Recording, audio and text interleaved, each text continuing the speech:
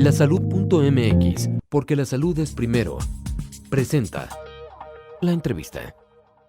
Doctor, usted ha dedicado más de 4 décadas a la salud pública tanto en México como en el ámbito internacional. ¿Cuál ha sido el momento más decisivo de su carrera y por qué lo considera usted así? Son varios los momentos. Desde luego, el haber sido nombrado director general de epidemiología en 1985 fue para mí el primer gran reto profesional. Después de muchos años de ser estudiante de medicina y de las maestrías y del doctorado, a los 31 años me nombran director general de epidemiología del gobierno federal. Entonces, el trasladar los conocimientos teóricos a la práctica fue un primer gran reto. Hacer un sistema de vigilancia epidemiológica para todo el país con técnicas modernas, con apoyo de laboratorio, con entrenamiento de jóvenes en epidemiología aplicada.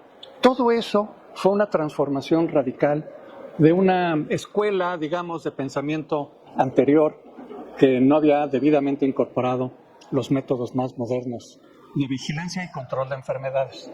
Ese fue mi primer reto. Pero bueno, al poco tiempo de haber tomado posesión, vino el terrible terremoto del 19 de septiembre de 1985. Y eso significó para la vigilancia epidemiológica un enorme reto. ¿Qué hacer con todos los cadáveres que había? ¿Qué hacer con la red de distribución de agua que se suspendió en grandes zonas de la metrópoli? ¿Qué hacer para evitar transmisión de enfermedades? Entonces, ese fue un reto tremendo. Otro, el SIDA. El SIDA apareció en México con un gran vigor. Vecinos de Estados Unidos, venía una epidemia de grandes proporciones que por fortuna logramos atajar a tiempo. Habiendo actuado agresiva y tempranamente, se logró controlar la expansión exponencial de la pandemia de SIDA.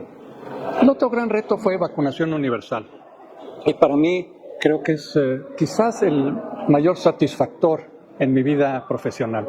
Haber hecho el programa de vacunación universal bajo las órdenes del doctor Jesús Comate y haber logrado en apenas 2 años eliminar la poliomielitis, eliminar el sarampión y la difteria y lograr coberturas de vacunación superiores al 95%, es un logro que lamentablemente hoy en día México ya no tiene esas coberturas extraordinarias y ya vemos reintroducción de enfermedades que ya habíamos eliminado. Entonces, contestando a su pregunta, esos fueron los retos y mayores satisfactores. Doctor, fue pionero en la creación del programa de vacunación universal en México. ¿Qué aprendizaje de esa experiencia considera fundamentales para los programas de inmunización actuales, especialmente en países en desarrollo como el nuestro? El asunto es que, lamentablemente, las coberturas han bajado por una serie de factores. Por una parte, se ha dejado de prestar atención a la vacunación como prioridad de política pública. Segundo, los presupuestos han disminuido. Tercero, hay una corriente de escepticismo a las vacunas que también lamentablemente nos ha llegado del norte de Estados Unidos y que ha permeado ya en capas de la sociedad mexicana.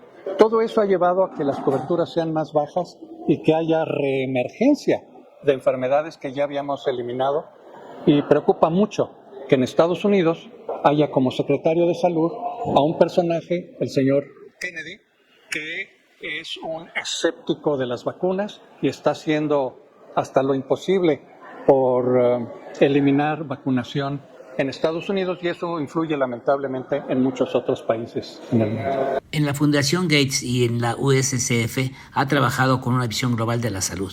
¿Qué diferencias clave encuentra entre los modelos de salud latinoamericanos y los anglosajones? Son modelos muy distintos. El modelo de Estados Unidos es un modelo muy enfocado en la medicina personalizada, con un costo altísimo que no rinde los resultados que esa inversión ameritaría. Entonces, países europeos, con una fracción de la inversión pública en salud, logran indicadores de salud mejores que en Estados Unidos. De manera que Estados Unidos no es el modelo a seguir. El modelo mexicano, pues siento que actualmente está en crisis porque se destruyó lo que se había ido construyendo a lo largo de décadas, incluyendo el Seguro Popular, y se sustituyó por algo que pues nadie entiende, el INSABI, que ya desapareció, y ahora un nuevo modelo que espero brinde mejores resultados, pero no hay ninguna claridad sobre la dirección, no hay ninguna claridad sobre la inversión pública en salud, y eso pues es algo que me preocupa. Hay mucho que aprender de los modelos más exitosos, y cuando volteo a Europa con una red de protección social en donde prácticamente todo mundo tiene seguro público de salud, en España, en Francia, en Inglaterra, en Alemania, en Portugal, a donde usted vaya en Europa Occidental, va a encontrar esa red de apoyo de protección social que para mí sería el modelo a incorporar en México. Sin lugar a dudas, doctor, usted fue uno de los primeros en visibilizar el VIH-Sida en México.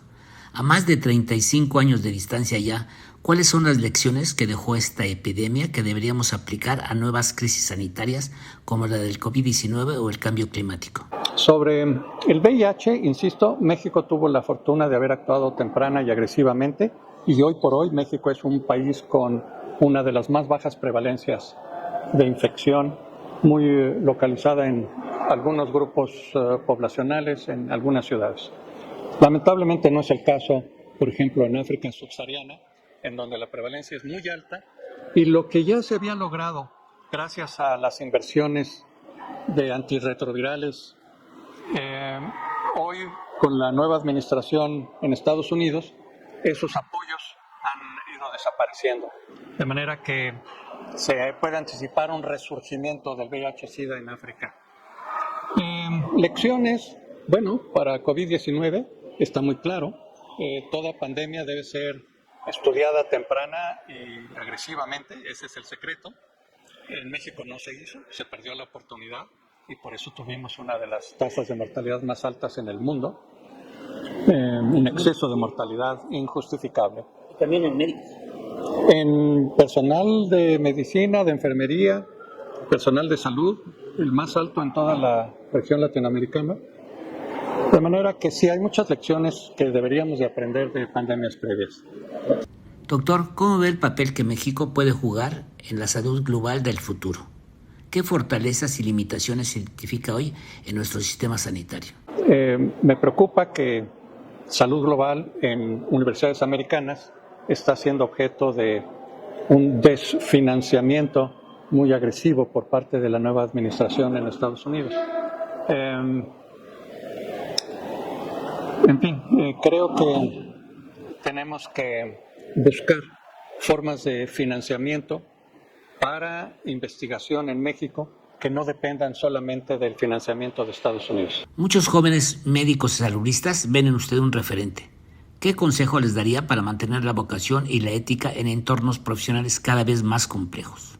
Bueno, yo creo que el mensaje que podría yo dar a jóvenes sanitaristas es resistencia, resiliencia y persistencia.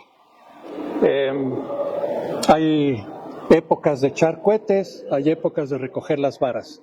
Este es un momento difícil para el financiamiento en salud global y sin embargo yo creo que inevitablemente tendrán que venir mejores tiempos, mayor financiamiento, tendremos que voltear a otras fuentes y yo creo que Europa puede ser una fuente de financiamiento muy interesante y creo que tenemos que buscar una mayor independencia científica de Estados Unidos y buscar también nuevas fuentes de financiamiento en Europa, en Asia y en nuestro propio país. Usted ha sido clave en integrar ciencia, política pública y compasión. ¿Cómo se logra mantener ese equilibrio sin perder sensibilidad ni rigor científico?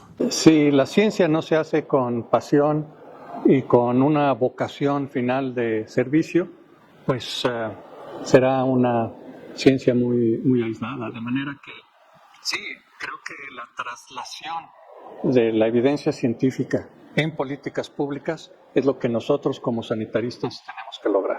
En tiempos donde las decisiones de salud pública se politizan o polarizan, ¿cómo recuperar la confianza ciudadana en las instituciones y en la evidencia científica? Bueno, lamentablemente parte de lo que está haciendo Trump y algunas otras líderes de derecha es minar la confianza en las instituciones, minar la confianza en las universidades y hacer menos creíble a la ciencia como motor del desarrollo. Es muy lamentable lo que está sucediendo actualmente, pero de nuevo, quiero ser optimista y pensar que incluso de este obstáculo actual que vemos en Estados Unidos y en varios otros países, se supere pronto y que logremos reencaminar a la ciencia y a la evidencia como el motor de las políticas públicas. Porque son muchos los obstáculos y no son nada más de ahora. Hemos tenido que superar obstáculos de una u otra naturaleza en tiempos pasados. Y yo creo que hay que preservar el optimismo y seguir luchando. Resistir es mi nuevo moto. Doctor, finalmente, ¿cómo le gustaría que lo recordaran? Como un aprendiz de epidemiólogo, muy interesado en mejorar la salud de los mexicanos. Lasalud.mx